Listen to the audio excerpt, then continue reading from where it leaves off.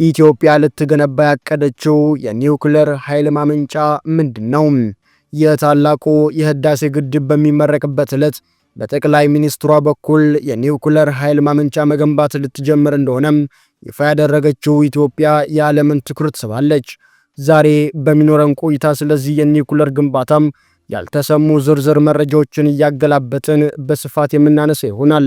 እስከ ፍጻሜው ቻናላችንን ሰብስክራይብ፣ ላይክ እና ሼር በማድረግ አብራችሁን ቆዩም።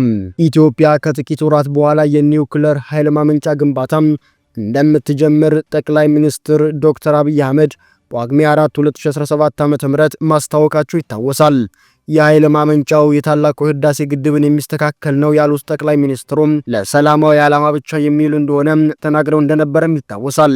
ጠቅላይ ሚኒስትሩ ይህንን ያሉት መንግስታቸው በሚቀጥሉት 6 ዓመታት ሊሰራቸው ያቀዳቸውን የ30 ቢሊዮን ዶላር የሚይዙ ግዙፍ ፕሮጀክቶች ይፋ ባደረጉበት ወቅትም ነበረም። ጠቅላይ ሚኒስትሩ ስለ ኒውክሌር ኃይል ማመንጫው ዝርዝር መረጃ ባይጠቅሱም የኒውክሌር ኃይል ማመንጫው የመገንባት እቅድ ለኢትዮጵያ አዲስ አይደለም። የካቲት መጨረሻ 2010 ዓ.ም የጠቅላይ ሚኒስትር ዶክተር አብይ አህመድ መንግስት ወደ ስልጣን ከመምጣቱ ከአንድ ወር በፊት የሩሲያው የውጭ ጉዳይ ሚኒስትር ሰርጌይ ላቭሮቭ በኢትዮጵያ ጉብኝት ሲያደርጉም ከወቅቱ የውጭ ጉዳይ ሚኒስትር ወርቅነህ ገበየሁ ጋር በኒውክሌር መርሃ ግብርና በሌሎች ጉዳዮች ላይ መስማማታቸው ተዘግቧል።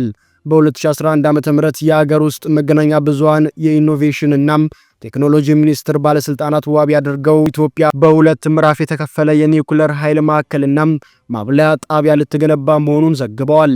ለግብርናና ለጤና ዘርፎች ይሆናል የተባለው የኒውክሌር ኃይል ማመንጫውም ለመገንባት ተጨባጭ እርምጃዎች ተወስደው የነበረ ሲሆን በ2012 ዓ.ም ኢትዮጵያና ሩሲያ የኒውክሌር ስምምነት ተፈራርመዋል። የዚህ ስምምነት ቀጣይ አካል ነው የተባለው የኒውክሌር ፍኖተ ካርታ የኢኖቬሽንና ቴክኖሎጂ ሚኒስትሩም ዶክተር በለጠ ሞላም እንዲሁም የሩሲያው አቶሚክ ኃይል ኮርፖሬሽን ሮሳቶም በ2015 ዓ.ም ሁለተኛው ፍኖተ ካርታ ደግሞ በ2017 ዓ.ም መፈራረማቸውን አስታውቀዋል።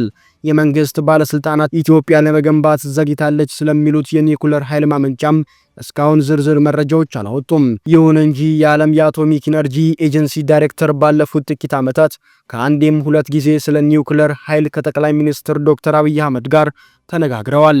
ኢትዮጵያ ስለምትገነባው የኒውክሌር ኃይል ማመንጫ ይህን ያክል ካልናችሁም ለመሆኑ የኒውክሌር ኃይል ምንድነው የሚለውን በዝርዝር ማወቅ ይገባል። የኒውክሌር ኃይል ከከሰል አሊያም ከጋዝ እንደሚወጣ ኃይል ጋር ተመሳሳይነት አለው። ነገር ግን ሳይንሱና የማምረቻ መንገዱም ለየቅል እንደሆነም የዘርፉ ተመራማሪዎች ይገልጻሉ። የኒውክሌር ኃይል መሰረቱ ሰውን ጨምሮም ሁሉም ቁስ የተገነባበት አተም ነው።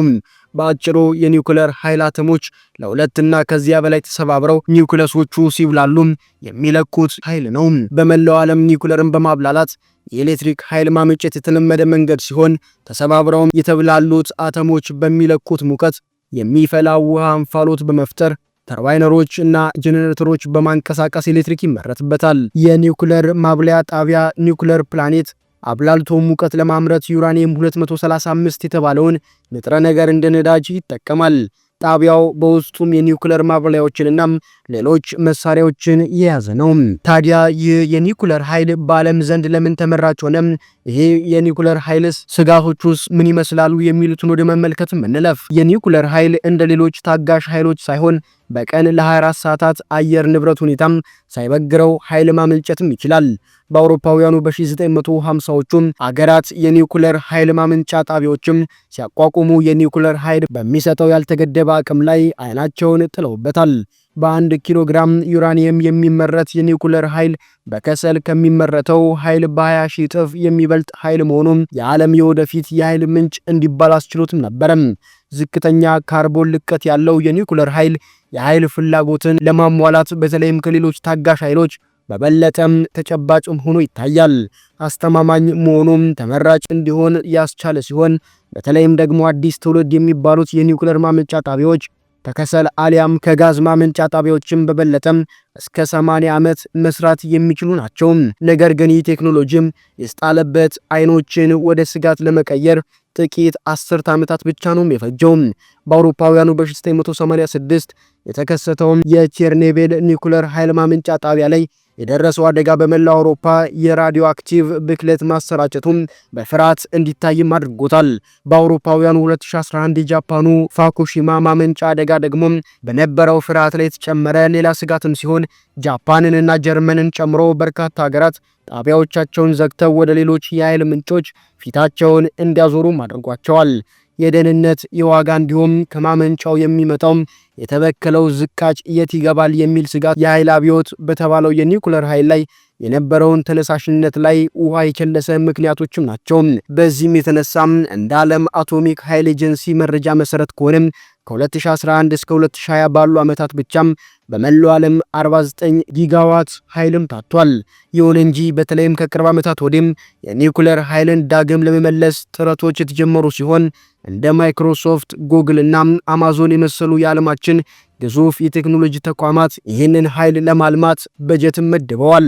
ለመሆኑም ይህንን የኃይል ማመንጫም የትኞቹ የአፍሪካ ሀገራት ይጠቀሙበታል? አሊያም የትኞቹ የአፍሪካ ሀገራት የኒውክሌር ኃይልን ያመነጫሉ የሚለውን ጥያቄ መመለስ ግድ ይለናል። ከዓለም ከፍተኛ የኒውክሌር ኃይል በማምረት ቀዳሚዋ ሀገር አሜሪካ ስትሆን የኒውክሌር ኃይል ከአጠቃላይ የኃይል አቅርቦቷም 19 በመቶውን ይሸፍናል። ፈረንሳይ ከቻይና በመቀጠል የዓለም ሶስተኛዋ ከፍተኛ ኒውክሌር ኃይል አምራች ስትሆን በአጠቃላይ የኃይል አቅርቦቷም 67 በመቶ በላይ ኃይሏን ከኒውክሌር ኃይል በማግኘት ቀዳሚዋ ሀገር ናት።